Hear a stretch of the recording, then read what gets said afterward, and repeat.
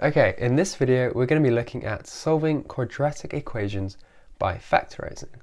And a quadratic equation is just when you have a quadratic expression and you have it equal to 0 or some other number.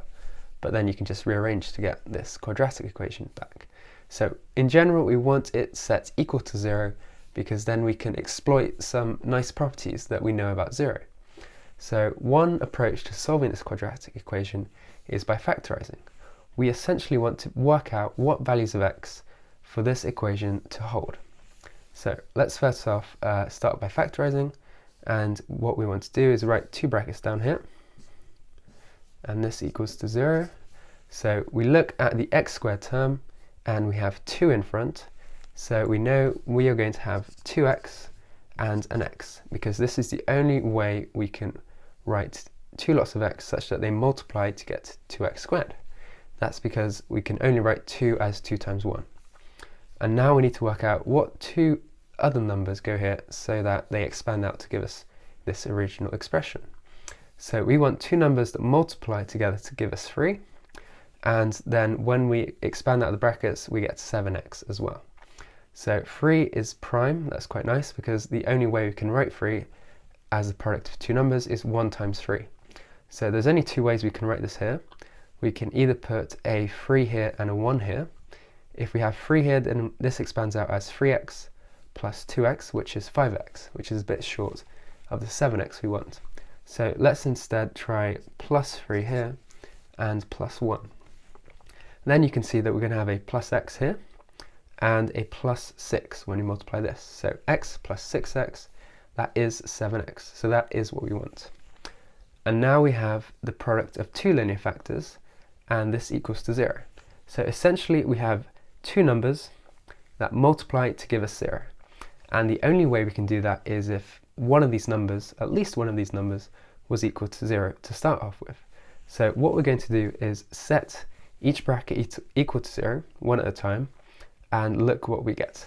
So if we look at this bracket here, and we set 2x plus 1 equal to 0, then let's solve this very simple equation. We just subtract by 1 and then divide by 2. So this gives us x equals minus a half. And now this value of x, this makes this bracket equal to 0. Then we have 0 times some other number that we don't really care about, but this definitely equals 0. So this is a solution. And now if we do the same for this bracket, we set x plus 3 equal to 0. This solves nicely as just x equals 2 minus 3.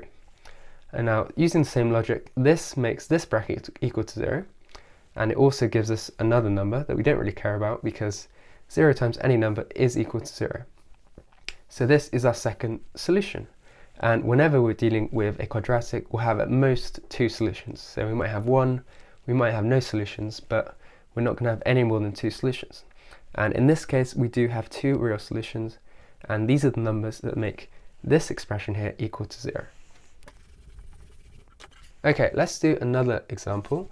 We'll do 2x squared minus 16x plus 30, and this equals 0. Now, just as before, we want to find the values of x such that this expression equals 0, so this equation holds, and we're going to do this by factorising. But first off, we can notice that all the terms on the left-hand side are even, so we can factor out a 2. So this gives us 2 times x squared minus 8x plus 15, and this equals 0. Now we have 2 multiplied by some other number. If we plug in a value of x, this is going to be some number, and we want this to be equal to 0. Now we know that 2 isn't 0, so if this equation has to hold, then the part inside the bracket, this has got to be equal to 0. So essentially we can just divide the 2 off, we can just cross it out, and just consider this simple equation. So you can think of this as dividing both sides by 2, and it doesn't change the solutions of the equation, because 0 divided by 2 is still 0.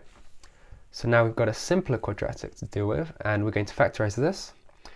And so we write two brackets here, this equals 0, and because the coefficient in front of the x squared is just 1, we just have one lot of x squared. The only way we can write this is as two x's. So when they multiply, we're going to get back the x squared. And now we need two numbers here that multiply to give us 15, and they add together to get minus 8. So they add together to get minus 8, which means at least one of them's got to be negative.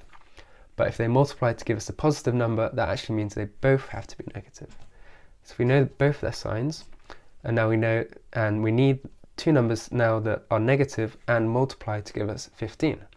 So one way we could do that is by having minus 1 times minus 15, or we could do minus 3 times minus 5. And the order doesn't matter here because they're essentially the same. If we put 1 and 15 in here, this is going to give us minus x and minus 15x, which is minus 16x. So that's actually too much, and so we don't want that combination. And instead we're going to want minus 3x, or just minus 3, and minus 5. And now you can see if we expand this out, we'll have minus 3x and minus 5x. So that does add up to give us minus 8x. So that's great. And now we have to use the same logic as before. We have two numbers that when multiplied, they give us 0. So at least one of these brackets has got to be equal to 0. So let's go over here, and we want to set each bracket equal to 0 one at a time. So if we set the first bracket equal to 0, we get x minus 3 equals 0. Solving this, this is just x equals to 3. We just add 3 onto both sides.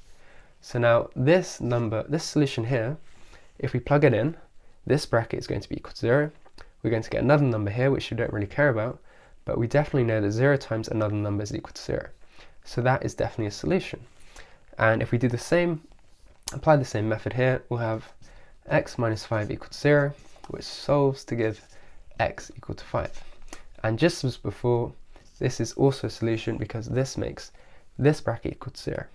So these two are solutions of the original quadratic equation. Okay, I want to do one final example. This is actually going to be a bit simpler. We're going to have x minus 7 all squared, and this is going to be equal to 36. So this isn't in the same form as before, but if we were to expand everything out and rearrange, we would have the same quadratic expression. We have the same equation. But instead of doing that, that would take a bit longer. We could do a bit of a shortcut and just take the square roots of both sides straight away. So if we do this, just take the square roots of both sides, what are we going to be left with? So the square root and the square here are going to cancel out, and we're going to get x minus 7. And on the right hand side, 36 is just 6 squared, so this is going to give us 6. However, we have forgotten a solution.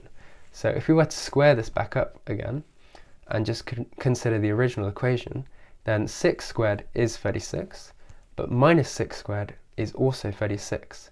So we need to consider both the positive and the negative solution here. And you might be asking, why have we put plus or minus to the right hand side, but not the left hand side? And the reason is because we can do plus or minus on the left hand side, but it's just the same as putting it on one side because we can just multiply by minus 1. So if we put plus or minus, we have plus and plus, that doesn't do anything. And if we have two minuses, that's the same as plus. But if we put a minus on this side or a minus on this side, we can just multiply by minus 1 to get it back to the other side. So this is the reason why we just need plus or minus on one side, but it's important we don't forget that. And what this symbol means essentially is that we can split off into two equations now. We have the equation that x minus 7 equals 6 and x minus 7 equals minus 6. So this plus or minus just means that this equation holds when you have a plus and when you have a minus. And now we have two simple linear equations to solve. We just add 7 onto both sides. And this gives us x equals 13. That's one solution.